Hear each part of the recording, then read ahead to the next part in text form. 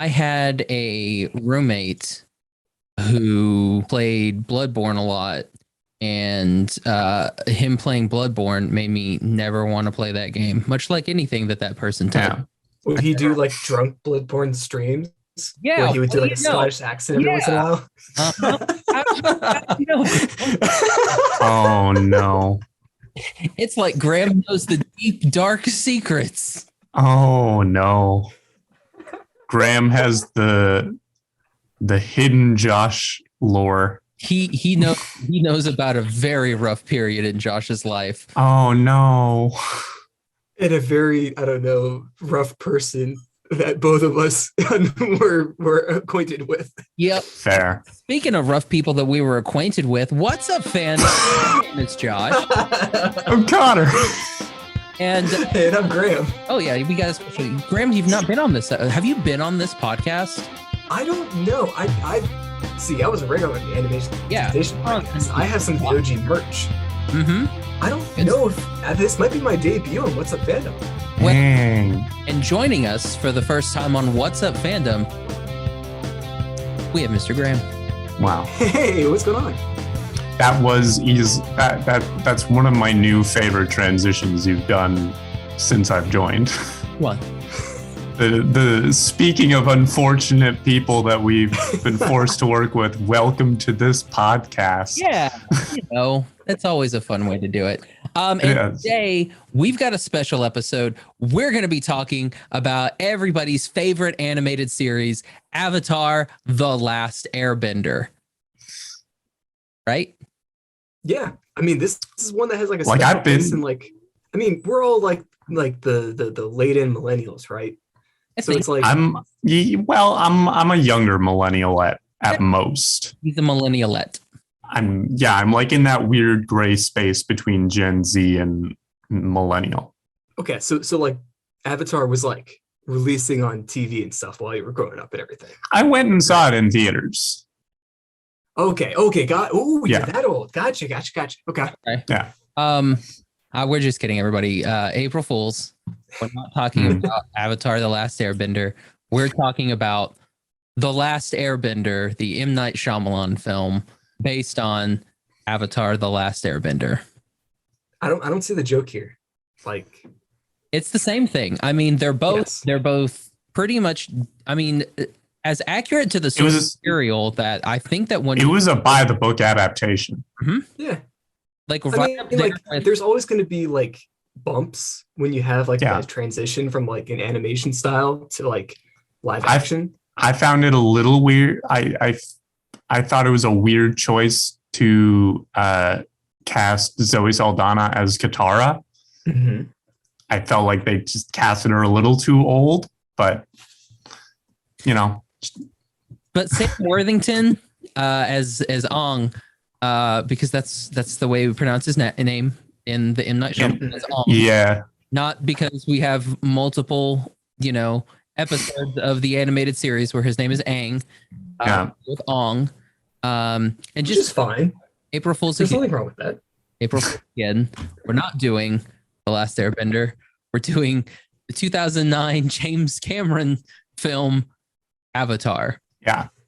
We're not talking about element bending teenagers. We're talking about the blue people colonialism. Well, colonialism against the blue people movie. We're watching everybody's favorite film, Dances with Navi, because that's basically what this is. Wait, we're not talking about Pocahontas? Oh, this is very Pocahontas too. I mean, it's Fern Gully, Pocahontas, and Pocahontas is basically just animated Dances with Wolves. So, okay, that's a reference. Hold on here, Dances with Wolves. I'm actually like this. That is the movie that I most frequently heard this movie compared to. I heard a lot of Pocahontas comparisons, but I do remember my parents being like, it was very Dances with Wolves. I've still never seen it. You should watch Dances. Kevin Costner, great film. Okay. But anyway, the first one, because apparently there's 36 coming out. I guess. At some point in time. Let's see. We have Avatar, one that came out 2009, or is called Avatar. We also have Avatar 2 coming out December 16th of 2022 as of the time of this recording. Okay. Avatar 3, December 20th, 2024 at the time of this recording. Okay. Avatar 5, December 18th, 2020. Sorry, Avatar 4, December 18th, 2026. And Avatar 5, December 22nd, 2028. Okay, I have a very important thought experiment for you guys. What is your favorite quote from the movie Avatar? Can I do quotes where Elise from Funhouse is doing her version? Those are fantastic. That's a good safety answer. I like it. Like, real talk. Like having just watched this movie, I can't tell. I'm not sure if this was intended to be an ironic line. I kind of hope it was. But the part at the end where what's his Jake Sully? No, not Jake Sully. Oh, not Jake Sully. The general. The colonel. Colonel Butts. Colonel Miles. Is that his name? Quick trick. You are Miles Quaritch. Quaritch. That's not a real name. That's apparently his name. The part where Miles Quaritch is like in the like final battle to the death with Jake, and he's like, "How does it feel to be a traitor against your own race?"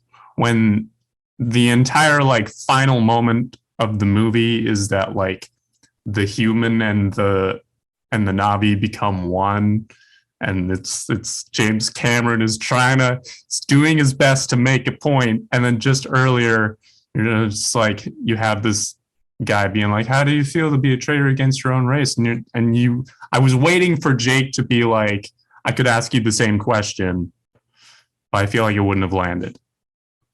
Yeah, this movie was mainly visuals, writing not so much. Like this is very much like, yo, look what we can do. Yeah, the whole like the new 3D glasses that just come out specifically for this movie. Yes. So like the visuals are still amazing. And it was an experience. Like that was one of the first movies I recall where the 3D part of it wasn't the cheesy like, "Oh, I'm gonna touch you," or something's coming out to scare you. Yeah, the Despicable Me like top of the tower is poking at you. Yeah, you like all of the Spy Kids, or M. Night Shyamalan's Avatar, where it's like the rush of air is like coming out of the screen at you. Is that a 3D movie? Yes. Yeah. Oh. Well, I mean, and that's what happens. Like you can tell a difference when something is shot in 3D and then when they shoot it in regular and then add 3D elements.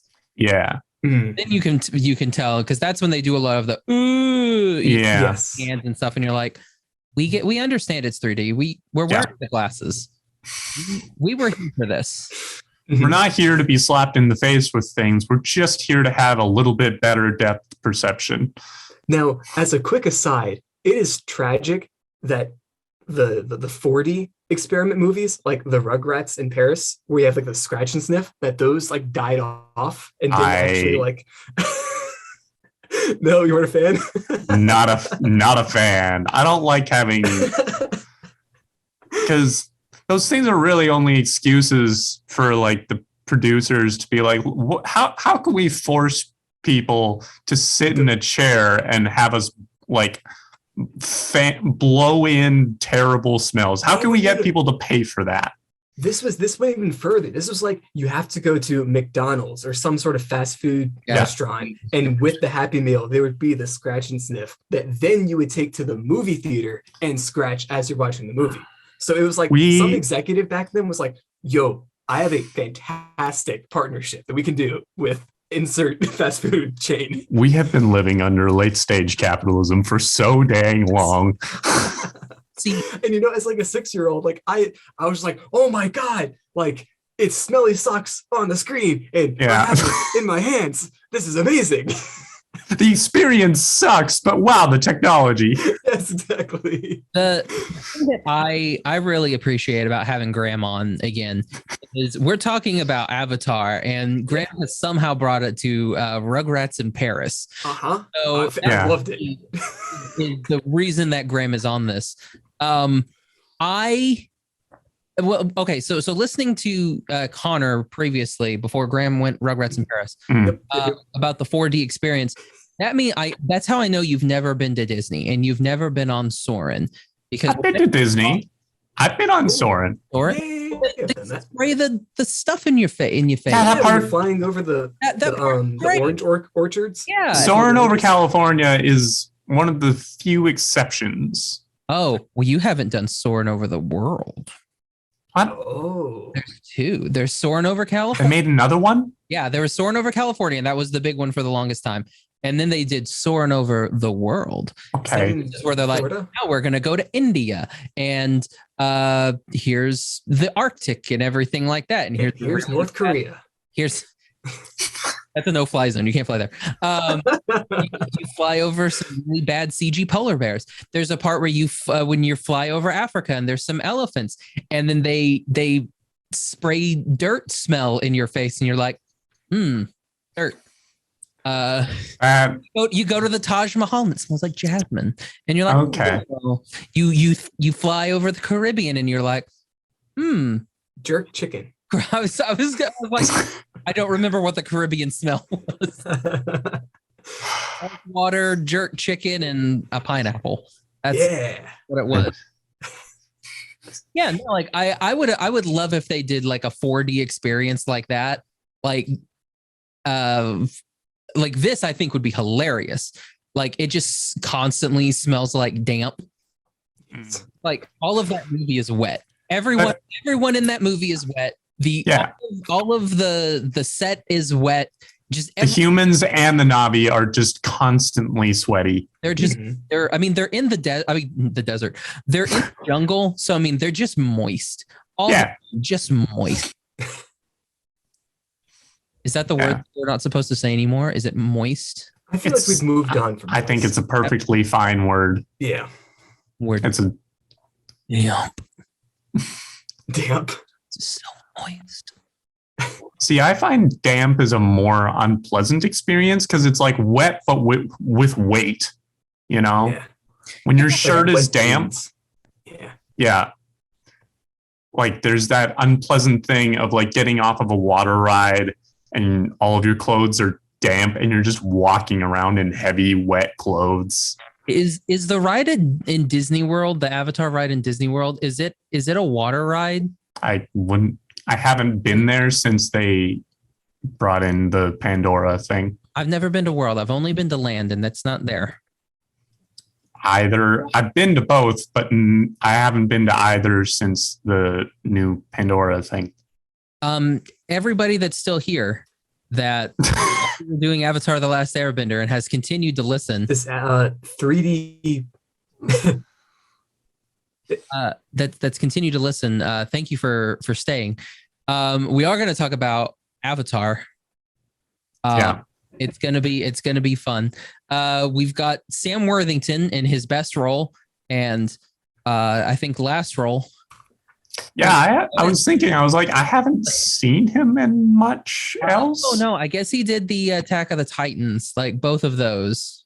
You mean Clash of the Titans? That's what I meant. Clash of the Titans. No, he was also in Jaeger. Yeah, he was in Terminator Salvation, I guess. Oh yeah, that's a movie. That happened. Was that the one where they got? That was the one with Matt Smith, I'm pretty sure. That was the one with Christian Bale. Okay. John Connor. He was also in Everest, Hacksaw Ridge, and The Shack. Andrew Garfield? Yeah. Okay. Well, it's good to know that Sam Worthington has been in other things. Zoe Saldana has been in a lot more things. A few. We talked about her last project. The Adam Project. Yeah. Who knows what the movie was called? It was the Adam Project. I remembered that one.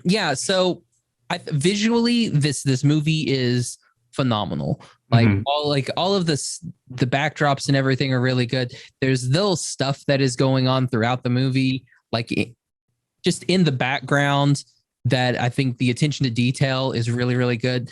The only thing that confuses me about this, one is the story. The story's kind of like all over the place. And it feels like this, like, honestly, I think if Avatar would have been a limited series, it would have made a lot more sense instead of just like, because like 90% of this movie is just montage. That's true. This movie is just montage. It's like, we only have 3 hours to do this, so we're going to use montage for the entire, third act of the film. It's just montage. That's fair. Yeah. And a lot of weird, like, slow-mo scenes that I'm confused about why there were so many. A lot of, like, jumping, and it's very slow all the time. And it's really bizarre. It kind of takes me out. And I don't know, is that a James Cameron thing where he just like inserts a random slow-mo in things? I haven't seen enough James. That in Titanic. Yeah, I haven't seen, wait a minute. Is this the only James Cameron movie that I have seen? Have you seen Titanic? I have not. We should do Titanic. That's another 3 hours. That used to come on 2 VHSs. Isn't that long? Filmography. While you look at that, what about you, Graham? What are some of the things that you enjoy about this film? Graham frozen. Oh no. I just saw, so I'm so close because I've seen Alien, but he didn't do Alien, but he did do Aliens. Aliens is a fantastic movie. No slow-mo in Aliens. I've heard it's good, and I do plan to see it, but true enough, this is the only James Cameron movie that I've seen. What about you, Graham? You left us for a bit. I think my internet or Terminator 2? Okay, yeah, Terminator. I was about to say Terminator. Or any of the Terminators. What, Terminator Dark Fate? Have you not seen the... Oh, that's right. He did Alita, Battle Angel. Do you remember that? The Battle Angel. Did he? Yeah. He did the screenplay for it. Oh, I see. Okay. Fair enough. He did Rambo? Did he? He did a bunch of stuff. He did RoboCop versus Terminator, like the Super Nintendo. He created Dark Angel. Really? That's amazing. Did you guys ever watch Dark Angel? No. With Jessica Alba Weatherly? No, nobody. I was no. Just that watched. Cool. Titanic 20 years later with James Cameron. This might just be a commentary on the movie itself. He was an executive producer of a Cirque du Soleil. I feel like that makes a lot of sense. That does. That seems right down his alley. He was executive producer of Cirque du Soleil Worlds Away. That makes a lot of sense. Mm-hmm. Yeah. $20. I don't even know what that is, but $20 it's Avatar Cirque du Soleil. Possibly. He also starred in a documentary about looking for the city of Atlantis. Like you do. As one does. Oh yeah, he's doing all that sub work. Yeah, going true. Down and exploring the Titanic. Put a lot of money into submarines. So, okay, then ultimately it's like, yeah, James Cameron is like an incredible like filmographer, visionary. Like he knows how to take a really dope like idea for a scene and put it up on the screen. Maybe not so much writing a script, but well, sometimes you don't have to write a script. If your movie looks really pretty, you don't have to write a script. And that is, and he definitely captures that. Yeah, and I think Avatar hitting $1 billion faster than any movie ever. Yeah, this movie did okay. Yes, it's a good rendition of like, oh yeah, we can do this. Like you can make it pretty, and you don't have to have a lot of substance. You can just make pretty, and it works. I don't think it's without substance. I mean, sorry. I was generalizing. Sure. Yeah, I was doing like a whole thing. Yeah, no, like this movie, like it's got a lot of really good part. Like there's some really good writing elements in this. I think the pacing is a little bit not good. Yeah. So, and that's why to me, like the story kind of flounders. And that's why we have to do, because like we're throwing so much useless stuff in that does not really matter. What do you mean? The beginning, for instance, where we're learning that Sam Worthington is a twin and everything like that. Oh, show us that, and then they tell us that later, like when Sigourney and everything. I'm like, we know, we saw the scene. It's like, you don't have to, tell us. We understand. I understand that these characters are meeting for the first time, and that's how we're getting it, because they're meeting for the first time, so that we have to, they would talk about it.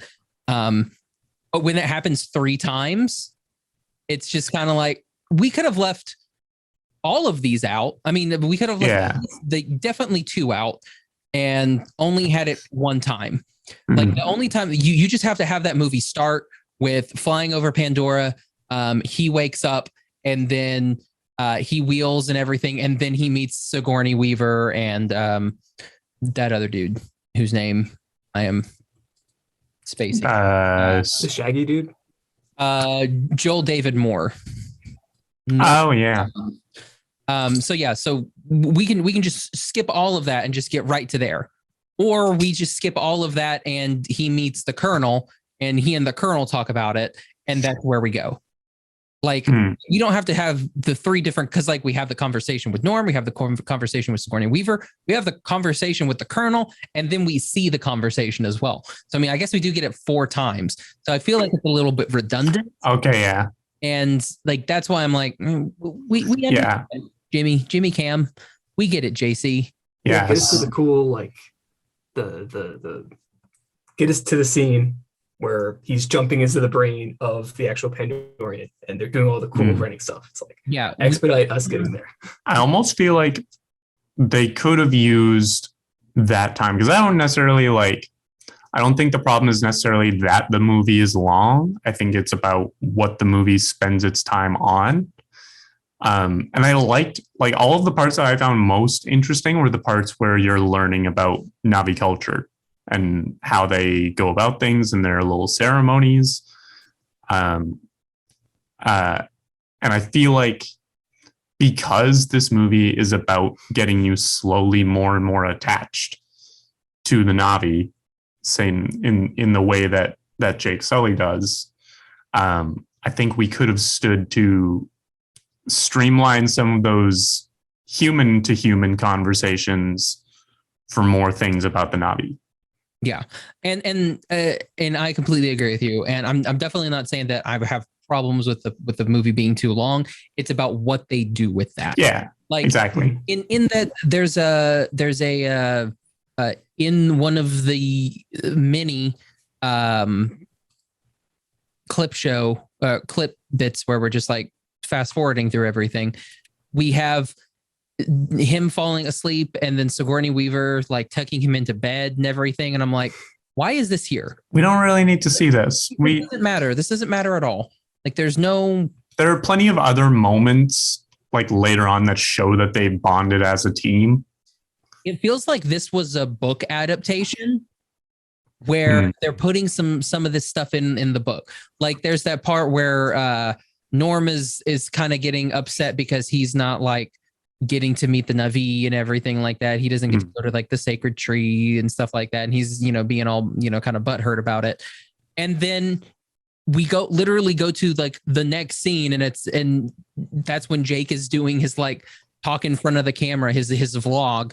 And he's like, and Norm's come around too. We're learning a lot. You're like, what? You fought for like 30 seconds. Like I would assume that he would come around. Yeah. Like it feels like that would be like a part in the book that was like 4 chapters long that, there's an alternate version of this movie where Norm is the protagonist and it follows his story of like training for this program and spending years like studying Na'vi culture, and then only to Avatar gets eaten like in the first like 5 seconds by that big Panther thing. And then also find out that like one of his main teammates is just the brother of the guy that was supposed to be on the team. Now he's just got this meathead that's there, has no training, and is now suddenly becoming this like the main mediator between the humans and the Na'vi. Yeah, it's weird. It's also weird. Like, how was he? Yeah, okay. So like the whole Jake being like a spy, he's like a double agent. Yeah. Thing. Like it's like I get it. I guess he wants his legs back, which is very understandable. They don't even say that he's getting his legs back until later in the movie. Well, like the colonel, that's something you should have. Him. He's like, hey, if you work for me, I'll make sure you get your legs back. Yeah, and you're like, cool. I guess. I mean, Sigourney Weaver also has pull. She could probably help you get your legs back too. This is what, yeah. Like, if you help me connect and commit genocide, I'll get you off of that wheelchair. Yeah. It's like, this is a big tree. It's got unobtainium in it, like underneath. And so therefore we must do this. Okay. Can we talk about unobtainium for a second? Do you think, was that just a line that James threw out, or was like, yeah, we'll call it. It was like a placeholder. And they just never moved away from We'll call it unobtainium until we come up with a better name for it. And then it just stuck. You can't call it petroleum.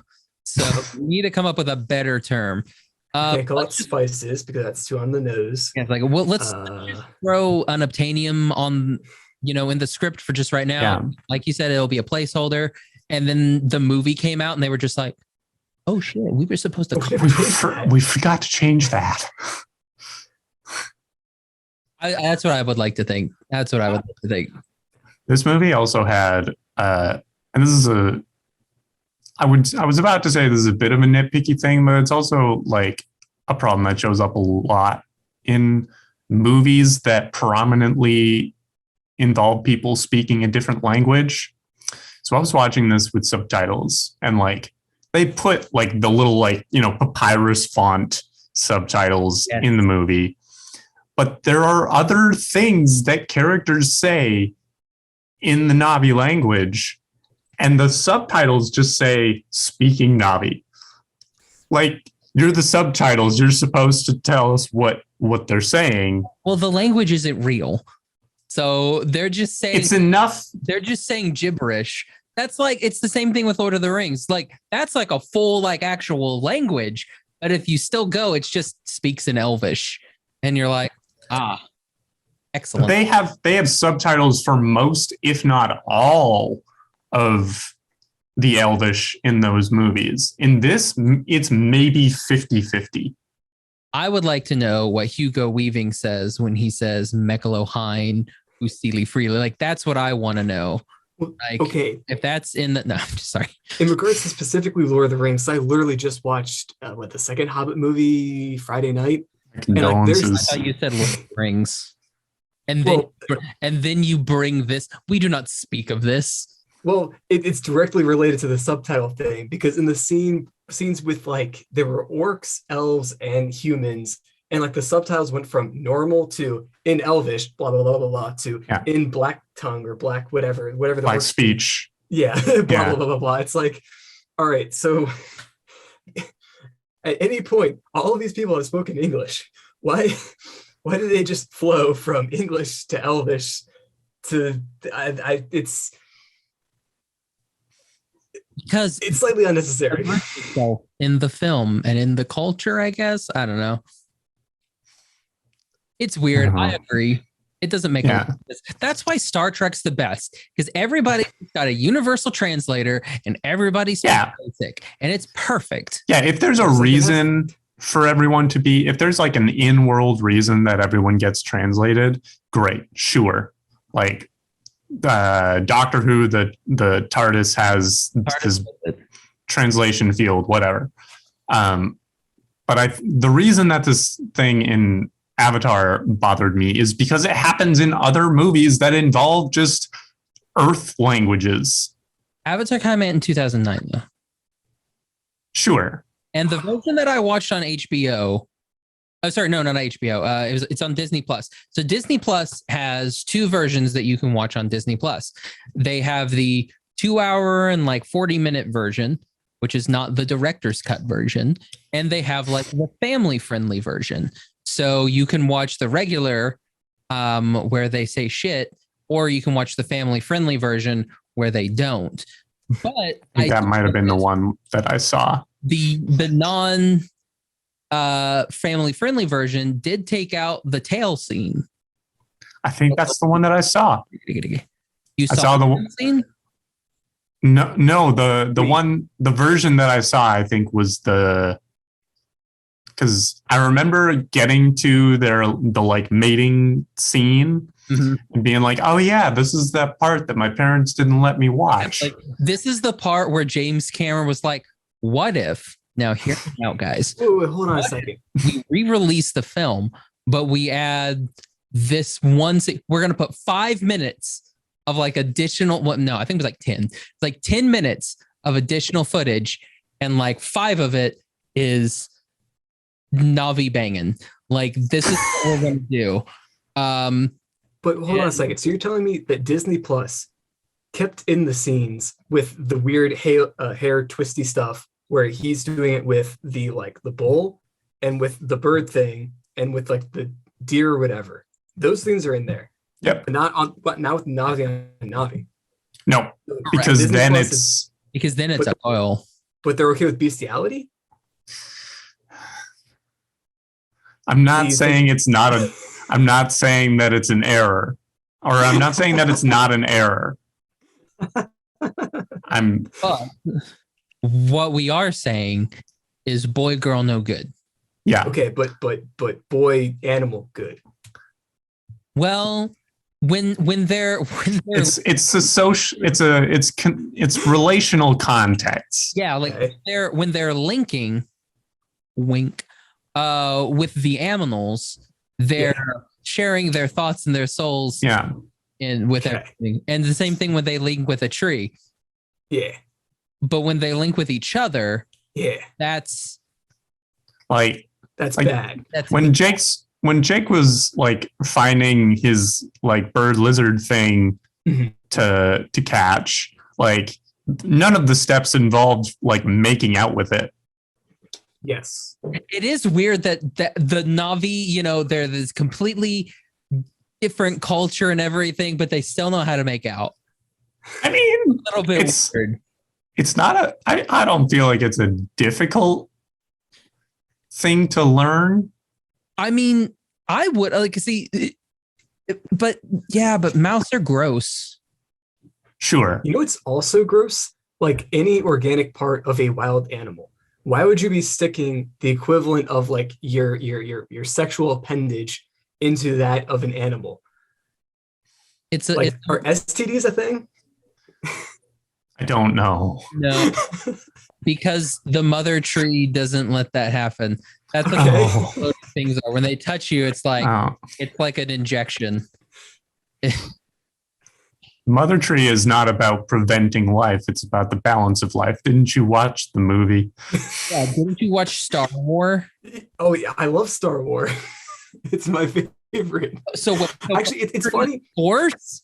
It's funny you were mentioning that, because like I feel like to a certain extent, this, or like the James Cameron's Avatar, has a lot of parallels to like A New Hope, in the sense that it's like the story is pretty bare bones. I mean, Star Wars is just a dude goes saves a princess. Like it's like the core like fairy tale story. Yeah. But what makes Star Wars fun is the universe. How like fun it is to get into. Like that is the selling point. Because the same goes for Avatar, where it's like story, but like Navi, flying bird things with tentacles that you can like attach yourself to, like giant mechs and like spaceships and all that stuff. It's like it's so weird that like this is not a government run operation. You know what I mean? Yeah. Well, like, of course, it wouldn't be this efficient. Like, this is not sanctioned by the Earth government, anything. It makes sense to me, considering what the movie, like what its themes are, totally lines up. Yeah. Some corporation. Yeah. They're Like spending tons of corporation money. is going to this area and wiping out the indigenous populations for a valuable resource. Yeah. Nothing new there. Tales all this time. Unfortunately. Yeah. I will say this movie was harder to watch than I expected this time around. Why so hard? Because I mean, you know how I watch movies. I'm pretty good like at immediately picking up on like the analogs for what the movie is about. And the issues that are addressed in this movie they've been relevant for a very long time. That's why the movie got made with those themes. But they've only gotten more relevant, particularly in Canada. So, yeah.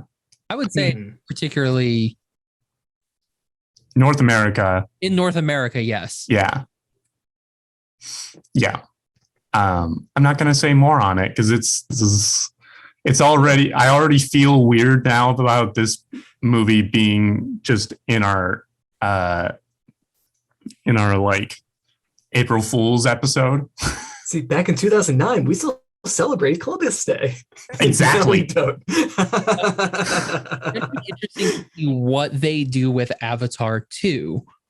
I am curious about that. Romeo and Juliet. You have a lot of people like still in the like left on Pandora. Like there's still like all those researchers basically are still left on Pandora. Yeah. There's also a ton of unobtainium, which is profit. Which means we let's come back with more guns next time. Exactly. If we're gonna be getting more avatars, we're getting 4 more. So buckle up. I really hope if the movies continue being about what the first one was about, I really hope James Cameron is not the only writer.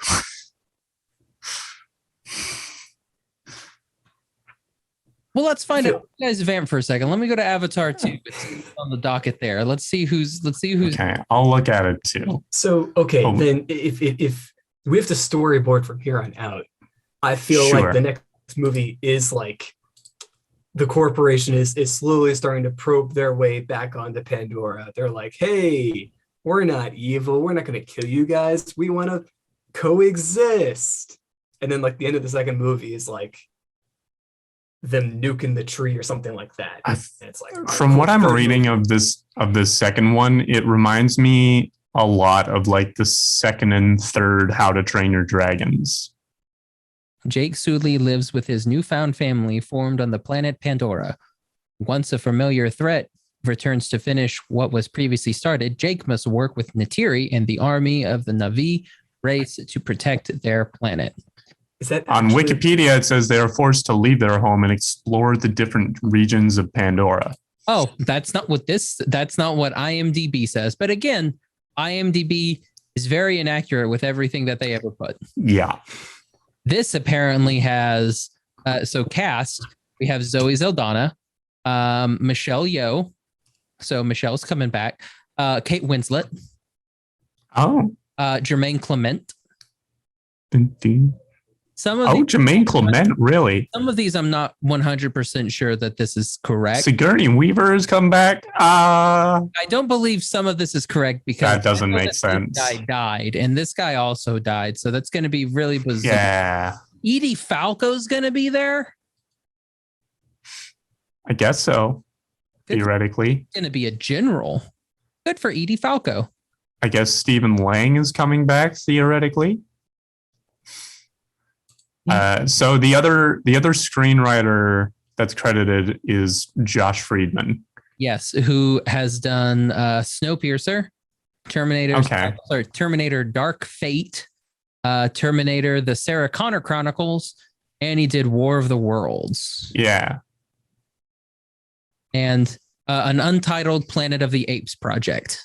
Oh. Wait. So fun. Interesting. Does that mean he worked on the trilogy that came out like 5 years ago or a new one? Oh, this is the new one. Oh, there's a new Planet of the Apes? Apparently. I'm okay. All right. I don't like monkeys. I loved that trilogy that came out like what, the 2000s or like early 2010s. Yeah. Yeah. That's the Andy Serkis ones, right? Yes. Yeah. Rise, Dawn, and War. Made by the same guy that did the new Batman. Did you guys notice any of the music? Like I very, very rarely notice any sort of music. I was kind of listening to it. Whenever something bad happens, it's that thing is used like in like everything, it seems like. Love a good leitmotif. Yeah, and it's like, oh, okay. This is what's happening. They also kill a lot of people in that movie. Like a lot of people die on every side. Just tons. It's yeah. It is a lot.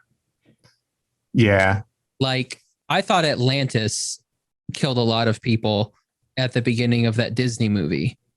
Yeah. The entire city. I think also Disney's biggest kill count is still Atlantis.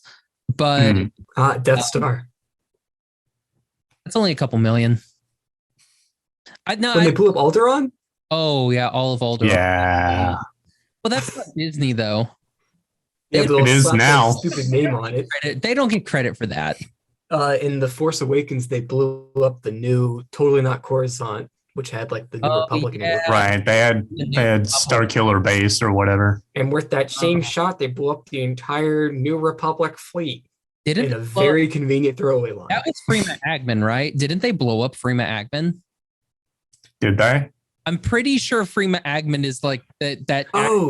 Who's like there, and then she's the assistant. Flash, and it goes, yes, she's like, the assistant to the new Chancellor of the New Republic. And you're like, oh well, I guess we killed Freema Agman for no. Yes. Guess we. Martha, no. She's in a deleted scene. Oh, what was her name on Sense8? She had an awesome name in Sense8. I haven't seen it. Vamp. That is a cool name.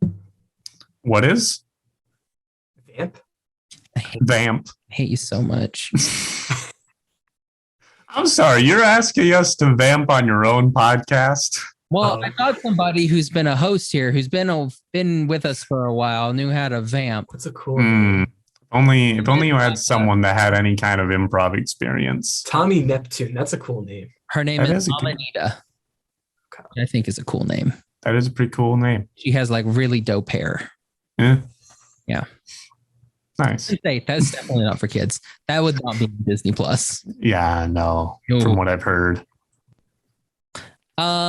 Anyway, so like music, I don't know. I didn't catch any bits. Like again, I think visually the movie looks great. The action scenes are actiony. The non-action scenes are non-actiony. It's very colorful.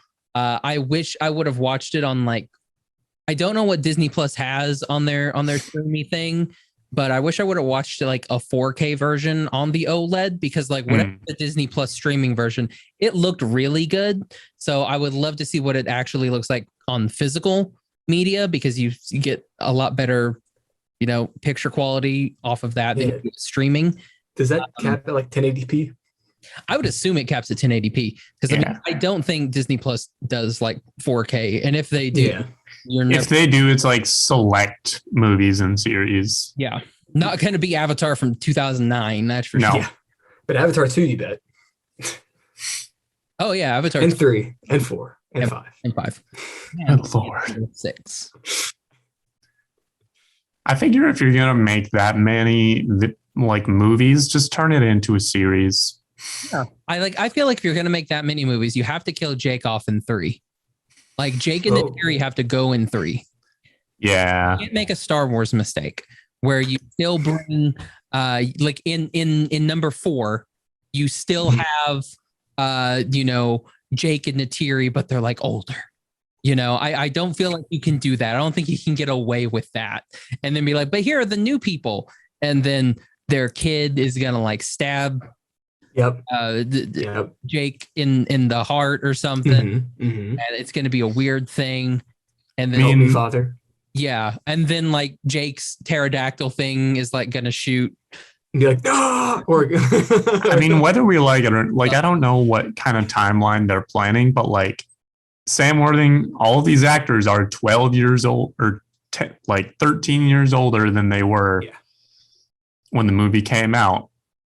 So I'm expecting some sort of visible aging. Well, the thing is, like, they're going to be blue because at the end of the movie, they are going to be blue. Jake is blue again, and is blue forever with 5 fingers instead of 4. I thought that was weird. It was like they couldn't, like, we've got all these new things.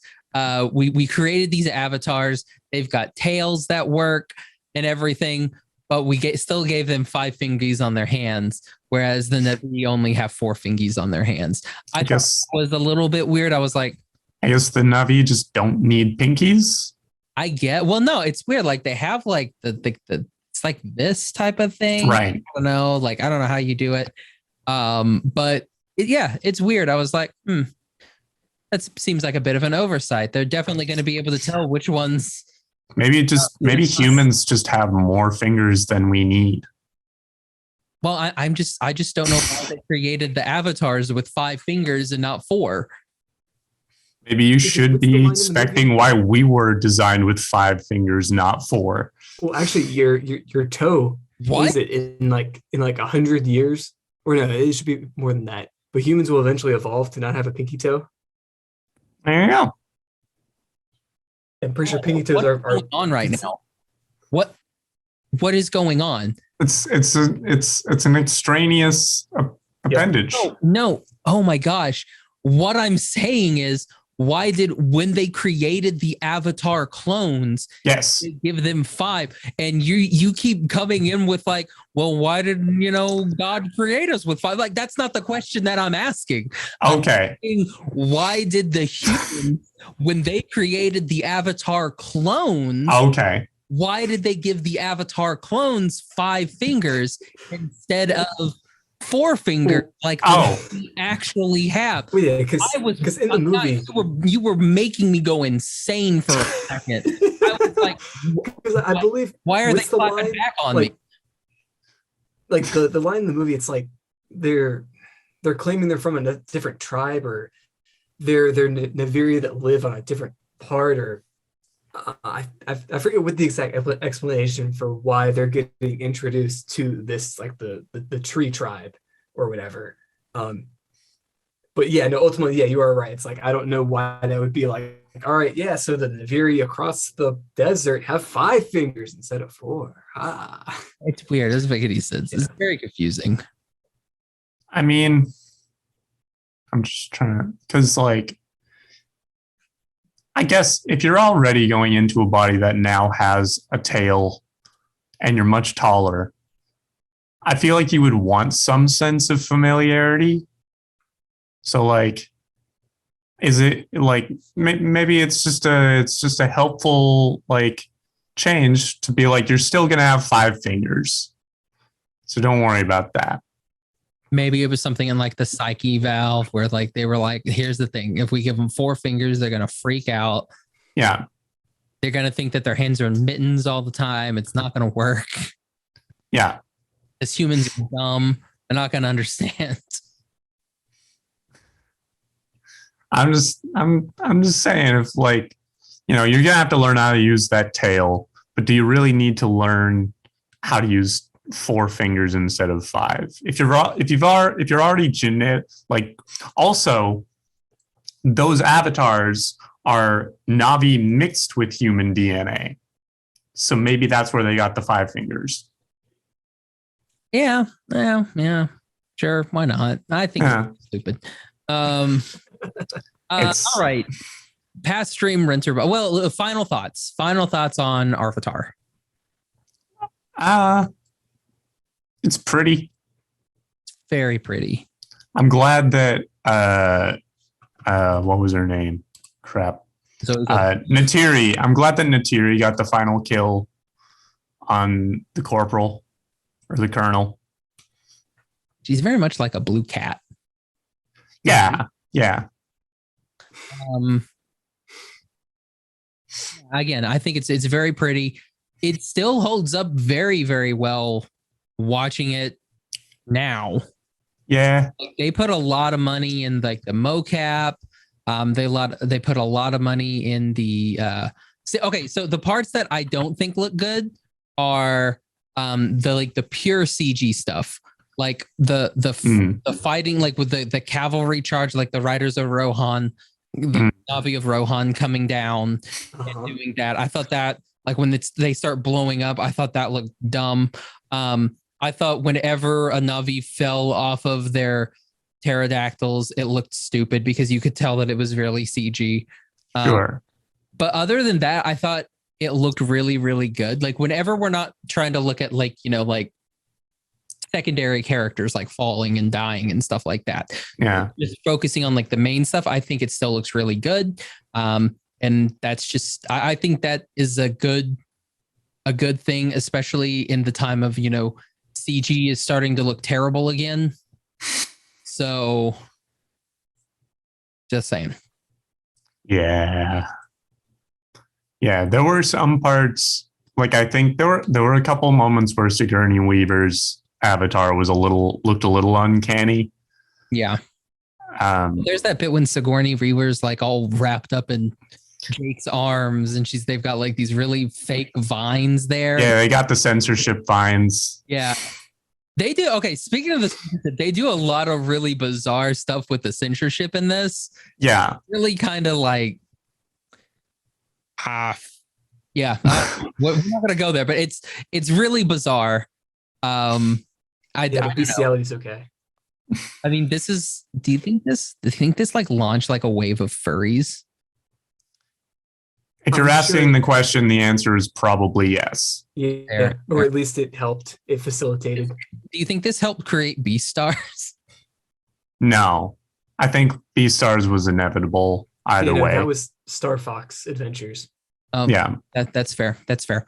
All right, so pass, stream, rent, or buy. So this is the portion of the show where we say if we're going to pass on this movie, stream this movie, rent this movie, or buy this movie. So let's let our guest Graham go first. So Graham, pass, stream, rent, or buy. You buy it, sort of based on what you said earlier. I don't necessarily think you buy this because it is like a classic or it's like a must-have or like you aren't going to put this in like the center of a mantle or anything, but you buy this so that you can watch it at the highest quality possible because it damn well deserves it. So I don't know if necessarily like in terms of like if you're judging it based on the quality, maybe it's like a rent or like you watch it once to experience it and then you're good. But fundamentally, you gotta buy it. I'm right there with you. It would be a buy. Like, it's a buy for me. Like, there's part of me that's like, I want to see if there is like a good 4K version of this out there. Yeah. Because I would like to watch it in 4K on the OLED, because like I'm sure it's definitely gonna pop then. So I'm now on the lookout for like a 4K avatar. So Connor, it's a rent for me. Oh, I was thinking it was gonna be a stream for you. No, it's a good movie. It's like undeniably it looks amazing, and it is like as many criticisms as we've had about the story of it. I got invested, maybe a little bit more than was comfortable, but I think that's also kind of a point. I don't think it's a point against, but I also don't really have any sentimental attachment to this movie, so I don't really feel a need to buy it. From a quality standpoint, or like from like a rating standpoint, yeah, I completely agree with that justification. Yeah. It's like it's no like all timer like. Yeah, it's no. Yeah, I buy something if it's something that I'm like I identify with something about this movie, and it's a good movie, but like I'm not attached to it. I don't think there is a 4K version of Avatar. Not yet, at least. Yeah, just wait till the second one comes out. I wouldn't be surprised. Like November, you'll see a 4K remaster. Yes. Yeah, like I don't know. Disney doesn't do a lot of remasters. Like they still haven't remastered Star Wars. So they've tried. Yeah, Disney didn't, but George did like 8 times. Yeah. Like I'm waiting for Disney to like each shot is so dense. Be like, hey, we've done it, guys. We know you've been wanting it for a long time. Because here's the thing, if they charged $200 for just those first 3 movies, they charged $200 to get this is the theatrical release, digitally enhanced, all nice and pretty on 4K. It's $200. People would buy it. Oh yeah. See, okay. This is an aside that you can cut if it whatever. But literally last night I was doing trivia with friends, and it was like the trivia question was like, in which movie does Boba Fett appear first in the Star Wars like movie series and whatnot? The correct answer was Empire Strikes Back, but I'm like, there's a technicality here. In the re-release from George, he appears in A New Hope, and that is true. Additional scene with Jabba the Hutt. He's in the background, and I'm like, credit for that? Did they give you credit? No. The correct answer was Empire Strikes Back, because that's, I guess, whatever. Well, I mean, technically, you are correct. This is why I'm like, hold on a second. There's 2 right answers here. Yeah. It's like, what's the first Pokemon? It's like, well, there's like 5 answers to that question. True. Bidoof. Thinking. Bidoof. Get out of the way, Arceus. Last. It was Shuckle. Is the Alpha and Omega. Well, speaking of shuffles, Graham. I said shuffle. I meant Shuckles. Graham, where can everybody find you social media wise and keep up with you? And I don't know, say hey. Follow you wherever you go. Hey, if you like stupid memes or whatever, I'm trying to think. I don't tweet much, but when I do, it's typically funny. So yeah, follow me on Twitter. I don't tweet much, but when I do, it's getting old. Yeah. Yep. So just follow me on Twitter. It should be like GRRAHAMT. It's a a ham T. Should Nice. be it. Yeah. Are you still streaming on that app? Let me pull it up. I can see. I can go live right now. Can you go live right now? Wow. On what app? On your pocket. Part of this app. What? And it was an Amine app. And It's the first time I've opened this app in a long time. I'm- On your pocket. I don't know if I think I'm stuck at the loading screen. Yep. Yep. No, you're stuck What? there. I don't think you can ever leave. What am I looking at? It was an app called Unlocked, and it was the anime convention in your pocket. And It was supposed to be Yeah. the convention in your pocket. Interesting. it had a lot of anime. There's a story there. A lot of anime voice actors on there. And at the beginning, it was great.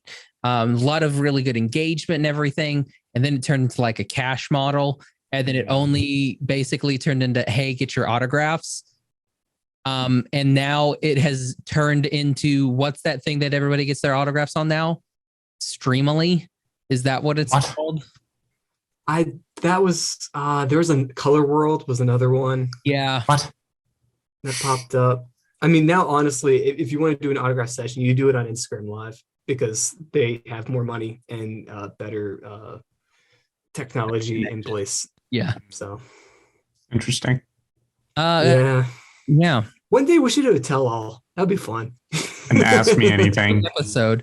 Let's grab Michelle. That would be fun. Because I mean, I have some stuff. I have some spicy stuff about Unlocked that I could talk about. Like, Yeah, we can. out of respect to the people involved, I haven't. But at this point, hey, I could. Yeah, there are some really good people in that community. Yes, Some really and good some really not ones. But there were some good ones. I will give you that. dude. So Graham, if you were gonna have a pizza party, Okay. Yeah. Yeah. Connor, where can everybody find you social media wise? You can find me on Twitter at Connor Thiessen. You can also find me on Twitter, Instagram, and TikTok as Tall Lanky Guy 96. And then I am on YouTube and Twitch as Tall Lanky Guy. And we'll play Phasma sometime. We better. I can't play this Friday. I've got a work thing. It's okay. This Friday, I'm planning on finishing Only Cans. What's Only Cans? Okay, bro, Graham, we got to play this game, man. It's ridiculous. It's so silly and disturbing. I'm also just now realizing this, and you probably get this a lot. But Connor, any relation to Matt Thiessen? Of Reliant K? Yeah. I would like to think so. Okay. I grew up listening to Reliant K. And you have like a similar, as in like you're tall and lanky. Yeah. So it's like, I know. Like, wait a second, hold on here. Yeah, no, I've always like told myself, like in my mind, I'm like, I feel like I'm probably. It's also like it's a Mennonite thing of like I'm probably related to him somehow. That is really cool though. Like through like 3 marriages between like a thunk to a plet to a dick to just come all the way back around to a Thiessen, you know. And you can find me on Twitter and Instagram at Josh L. Kane. Find the podcast on Instagram at What's Up Fandom, on Twitter at What's Up Fandom PC for podcasts. All of our episodes available: iTunes, Stitcher, Podbean, Google Play, Spotify, Audible, and on our website, animationstationpodcast.com. Check our video content up on YouTube. Thanks to 1 out of 10 for the intro and outro for this episode. Check them out on Spotify. That's 1 out of 10. And thanks to Wild Bill Soda for sponsoring this episode. Get yourself some delicious soda. Use code Fandom10 at checkout. Use code Fandom10 at checkout. Get 10% off your purchase. Again, that's drinkwildbills.com. Everybody's stuff is going to be in the show notes. Nice. Flip it there. Wait for the Disney 4K Avatar to come out. Either. All right. So, for What's Up Fandom, I'm Josh. I'm Connor. Hey, I'm Graham. Bye, everybody. Have a good night. See ya.